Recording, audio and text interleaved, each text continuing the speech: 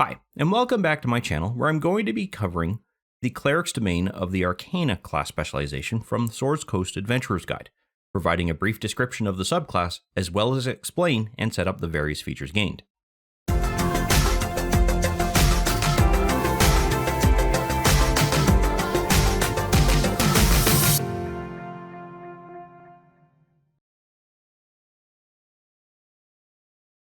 The Clerics of Arcana are gatherers of knowledge, and they spend their entire life and adventuring career working towards that end. Whether it is to better society as a whole, or for purely selfish means, these clerics will work tirelessly until they get the answers that they are seeking. Because of this, these clerics are granted additional spells not usually available to clerics, as their chosen deity will also grant them access to a limited number of wizard spells that will behave exactly the same way as their clerical spells do, which I'll get into a little bit later on in the video.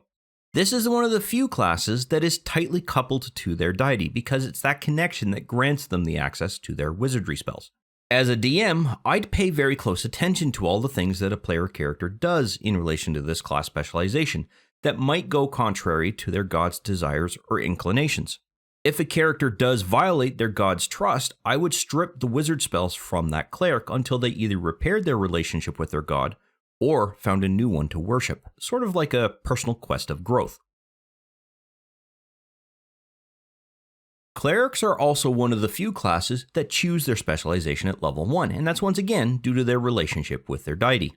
In order for clerics to cast spells, their god grants them the means to do so, and that's usually as far as it goes in relation to the connection between the deity and the player. Characters of this domain, however, also gain access to wizardry spells, and that's because these clerics have a better understanding of that relationship between their deity and themselves, and are able to manipulate that to gain power.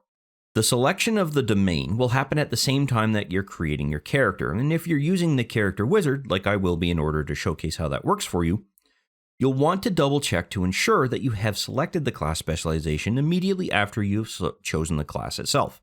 This video, however, is only going to be focusing on the aspects specific to the Arcana Domain, and I will not be covering all possible class levels that don't directly relate to this particular class specialization.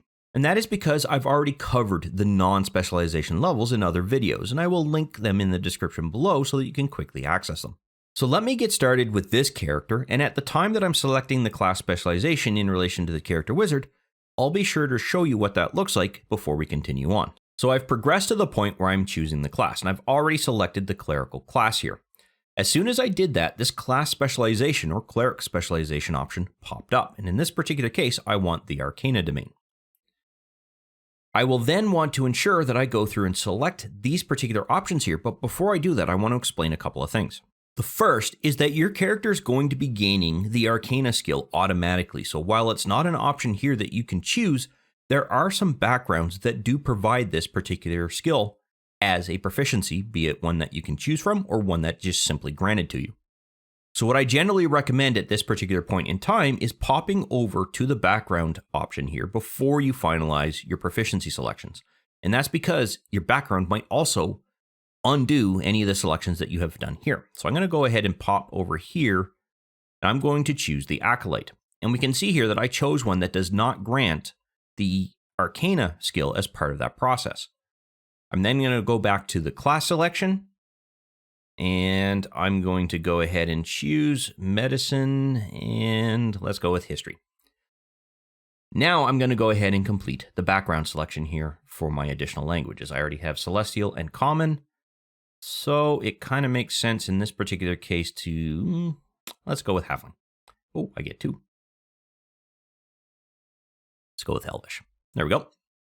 Another thing that I want to point out here is that you're also going to be gaining 2 cantrips from the wizardry spell table, and this is a good time to select these when you're going through and selecting your actual cantrips in this particular case. I'm going to quickly select my clerical cantrips.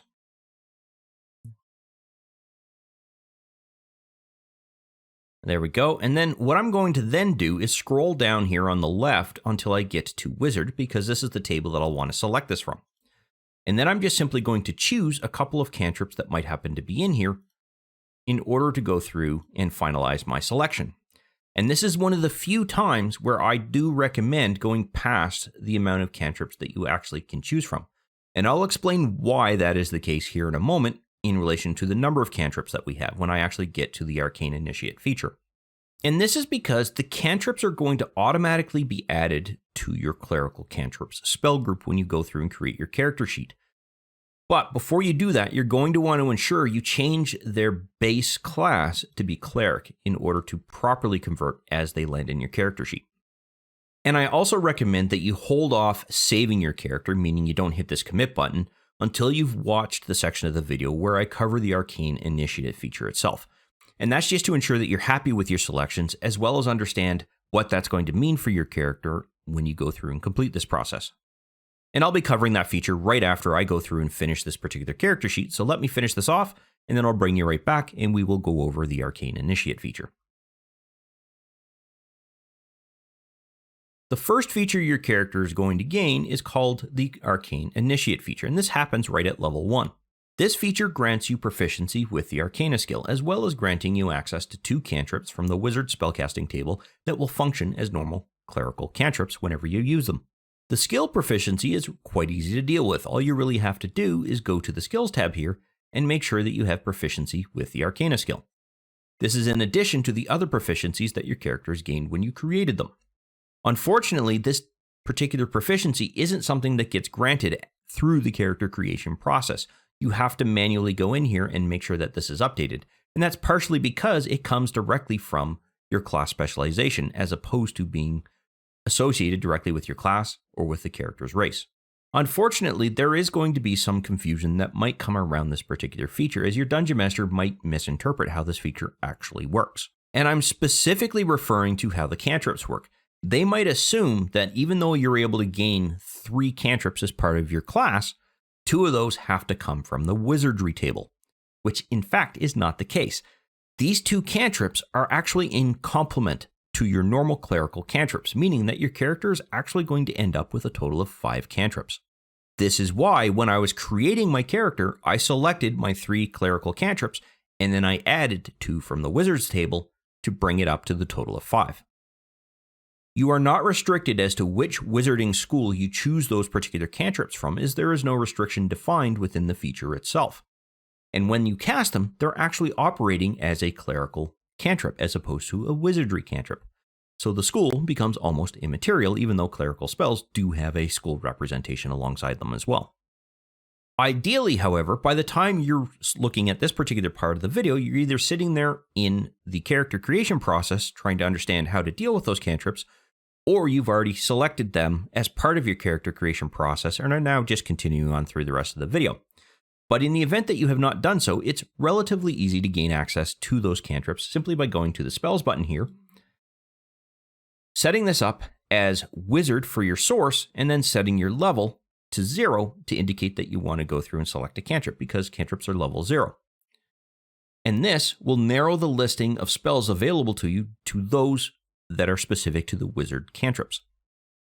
I've already gone ahead and added my cantrips as part of the character creation process, but in the event that you had not, all you have to do is grab the cantrip from the listing there and drop it into the same area where your cantrips are currently sitting in relation to your clerical cantrips.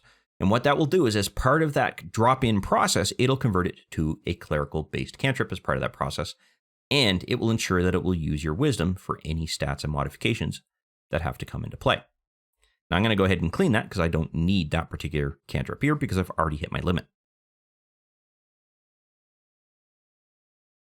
If you recall, a cleric has the ability to cast a limited number of spells, or rather, they prepare a limited number of spells.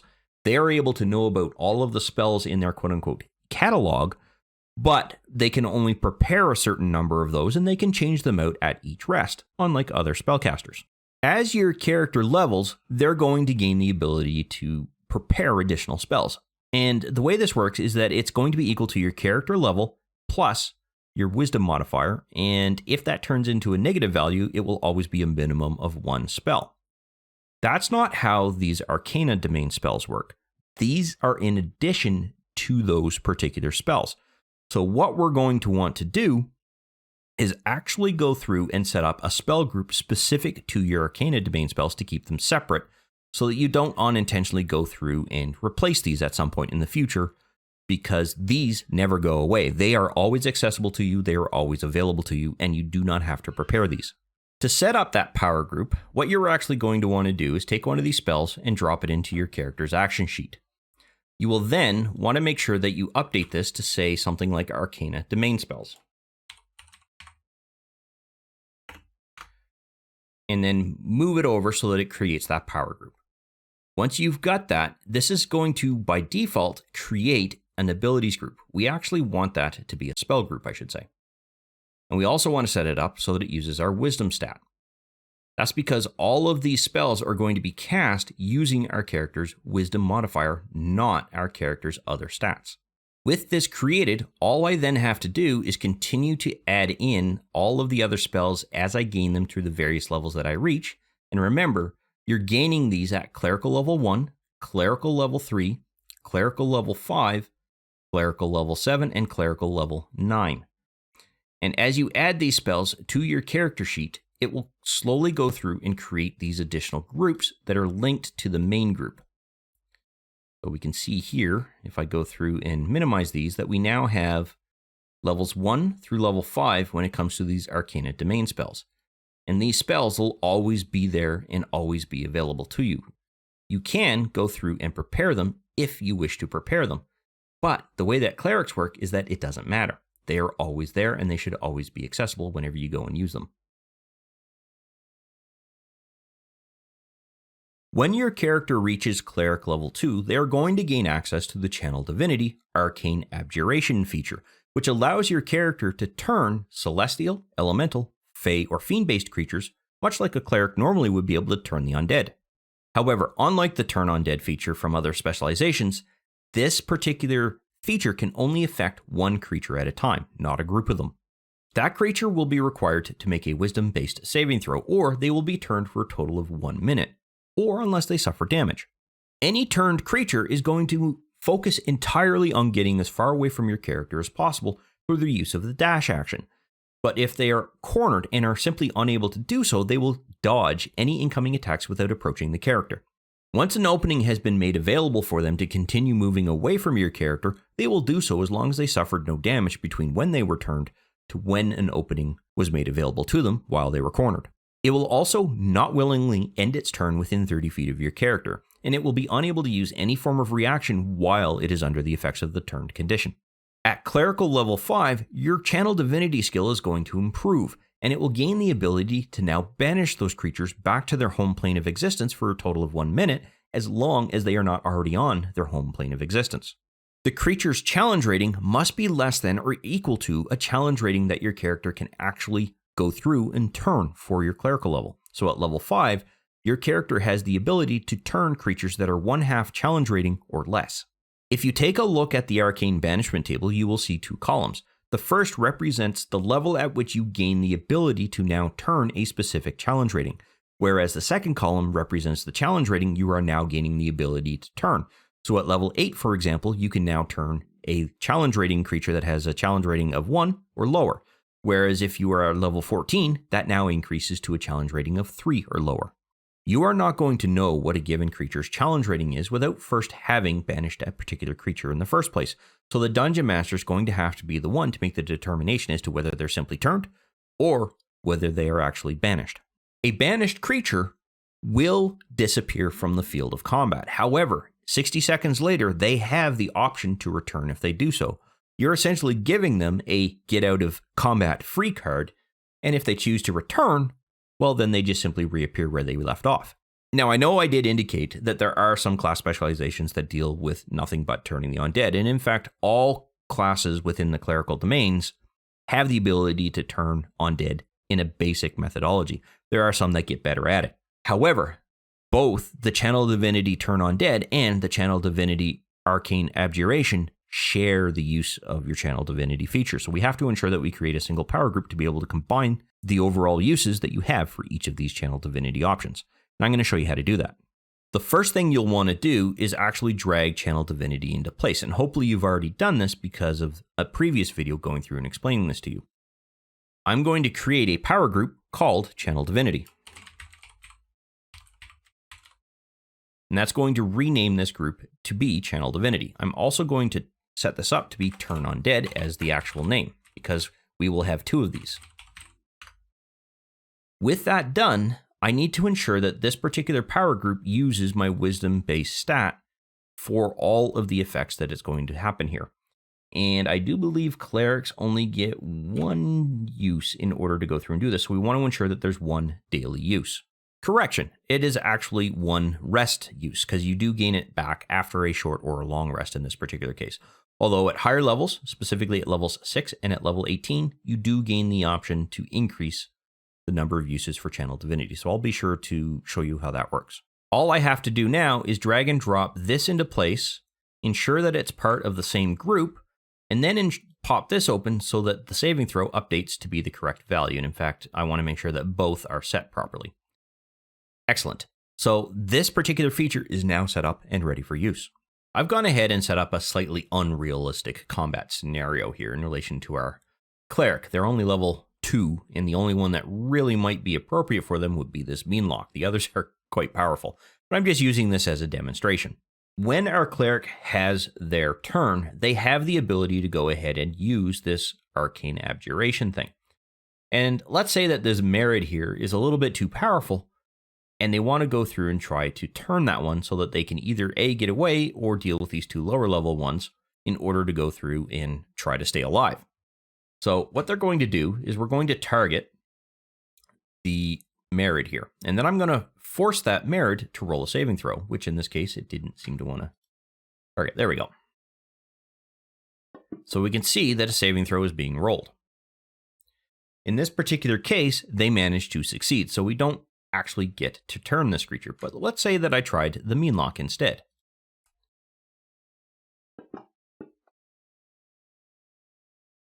In this particular case, that Meanlock failed. So what I can now do is I can drop the turned effect on that creature. And this creature is going to do nothing more than try to run away from your character for a total of 1 minute. And in case you were unaware, that will equate to about 10 turns if they suffer no damage during the entire time that they're trying to run away. If, however, they are hit and they suffer damage, that turned effect is now going to drop from that particular creature and they will return to the fight. Because I've used a Channel Divinity feature, I now need to ensure that I tick off that that has been used. And if you're in a combat and actions grouping here, you will notice that the ability to use Channel Divinity is no longer there. When it's unchecked, it's there and ready for use. So you can see that here. The minute I check it though, it goes away. And this is why when you're going through a combat scenario, you always want to ensure that you're in the combat mode and you're displaying your actions so that you can more conveniently get at them. Because anything that is a single use item over a rest period simply disappears from the ability to use it. You don't have to go searching for it. At Cleric level 6, there's going to be 2 things that are going to happen here. The first is you will now gain 2 uses per rest of your Channel Divinity feature. So you can increase that value by 2 by going into here and increasing the total number of uses per day, or in this case, per rest. The second change is that your character is also now going to gain the Spellbreaker feature. And when your character casts a spell that is specifically a healing spell on a given ally, your character is going to also be able to remove other spell effects that might be in place on that character. However, this can only happen when the effects that are put into place are done so by a spell, and the spell that you're casting is a healing spell. The requirement is that you must be using a spell that has a lowest level spellcasting capability of level 1, but it doesn't matter if it has a higher number of spell slots that you can use when you're casting it. For example, Cure Wounds. That allows you to go through and increase the level that you're casting Cure Wounds at. The other requirement is that the spell itself that you're trying to remove that is affecting a particular character must be equal to or less than the level of the spell slot you selected when you're casting that healing spell. If, for instance, you cast Cure Wounds as a level 5 spell, you'd be able to drop the effects of a single spell that is level 5 or lower. As another example, if you're given a spell that was level 4 and it's applying 4 different effects on that particular target that you're going to go through and heal, then all 4 of those effects would fall off that particular player character or ally that you executed that healing spell on, as long as you used a level 4 spellcasting capability, as opposed to like a level 3 or level 2. If you used a level 3 or a level 2 spell, it would not remove any of those effects because you had to cast it as a level 4 spell in order to be able to have those effects fall off. If, however, there were 4 effects in place due to 4 separate spells that were applied to your ally, when you go through and actually complete that heal and attempt to remove those effects, you'll only be able to choose one of the spells associated with the given effect that you want to fall off from that particular character, because you'd have to heal that character 3 additional times to remove the total of all 4 of those effects.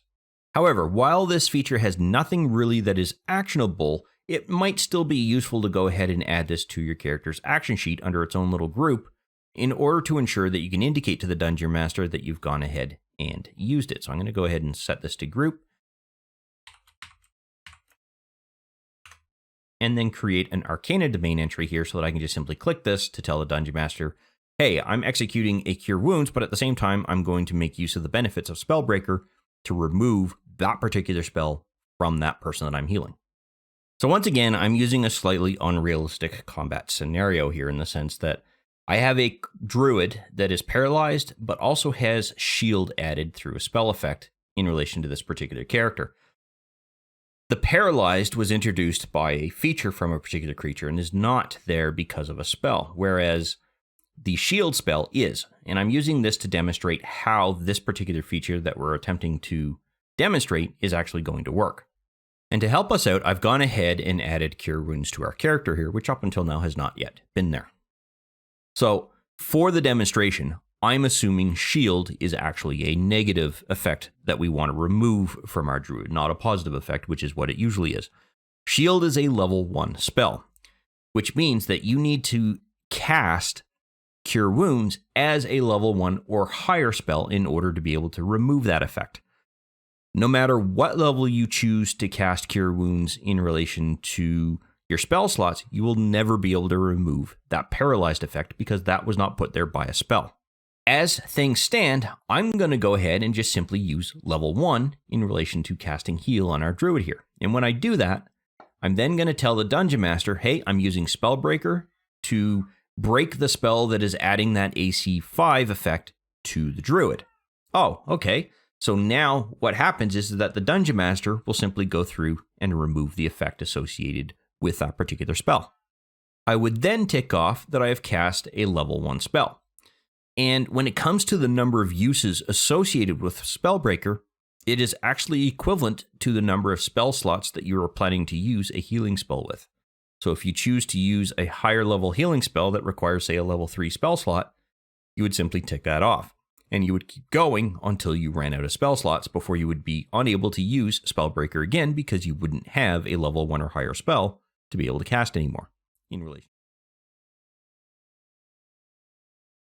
At Clerical level 8, your character is now going to gain the potent Spellcasting feature. And this feature allows your character to now add their Wisdom modifier to any cantrip that you use that happens to do damage. So in our case, it's going to affect anything that's within our cantrips listing here that happens to do damage, which, if I'm not mistaken, is Firebolt and Sacred Flame of all of the spells that I have there. What I want to then do is go through and simply modify these particular effects. You'll want to make sure that you expand out the information listing, if you will, when it comes to the number of things that you can do with this, and then modify the damage that is associated with that particular cantrip. You will then want to scroll down until you get to Wisdom so that it adds your Wisdom bonus to the actual damage. Now, in this case, I'm only getting a +2 Wisdom bonus, and that's perfectly fine. Some might be higher, some might be lower. I then want to do the same thing to Sacred Flame. And in this case, that will be this. There we go, and that is our damage dealt with. Now, you might be asking, why did I modify Firebolt? That's technically a wizard spell. And normally you would be correct. However, because of the definition of this class specialization, and when we added Firebolt, and I believe it was possibly Dancing Lights, to this particular character's list of cantrips, they converted into clerical cantrips. They are no longer classified as wizard cantrips. Thus, your Wisdom modifier will apply to any damage that it's going to do. And as you can see, it shouldn't take overly long to go through and modify your cantrips because you're only going to have a handful of them anyway. The final feature that your character is going to gain is going to happen at quite a jump at level 17, specifically clerical level 17, and it is called Arcane Mastery. And much like the Arcane Initiate feature, you are once again gaining access to the wizard spell table, but this time you're going to be allowed to select 4 wizard spells from any school and add them to your list of clerical spells. However, there is a catch.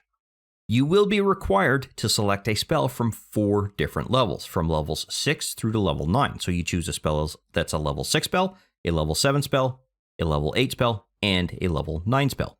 And you will only be able to select 1 spell from each of those levels. To gain access to those spells, you'll once again want to go to your spells button here, and normally it's an expanded list like this, or it could be reduced into a grouping like this, or it could be reduced into this. It doesn't really much matter. You'll still want to be able to gain access to that. And I think I closed my class sheet as opposed to just simply minimizing it. Oops, oh well, doesn't matter. Anyway, what you're going to want to do is narrow your listing down to the wizard list once again. And you will then want to ensure that you select the right level. This is going to reduce the listing of spells to spells that will be available to you for that level.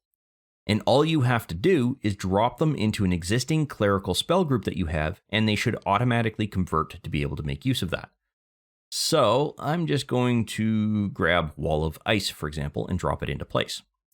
And because that has added itself to this particular group, it'll automatically be set up to take advantage of our character's wisdom modifier because of this spell group already having that in place. I am then simply going to want to ensure that I increase the level that I'm looking at here and expand out the level that I want to drop it into, and then simply choose a spell and keep going until you've selected one for level 8 as well as one for level 9. So just briefly, I will grab that,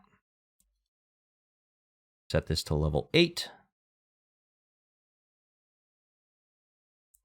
I will grab Clone and drop that into place. I will expand level 9 so I can see that. Go ahead and add in Time Stop. There's one thing you still have to do at level 18, and I'm going to go ahead and just move our character up to level 18 and then deal with setting up the number of uses we have for our Channel Divinity feature, because right now it's set for 2 uses, and at level 18, we get the ability to increase that to 3.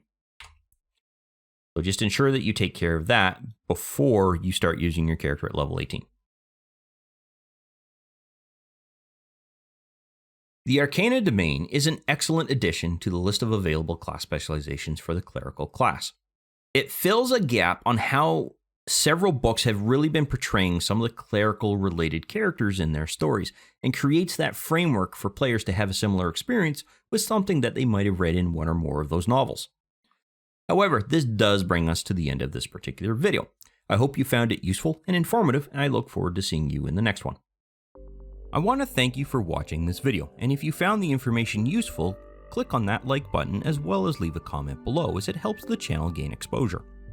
Also, consider subscribing, as I release content similar to this topic quite regularly on the channel.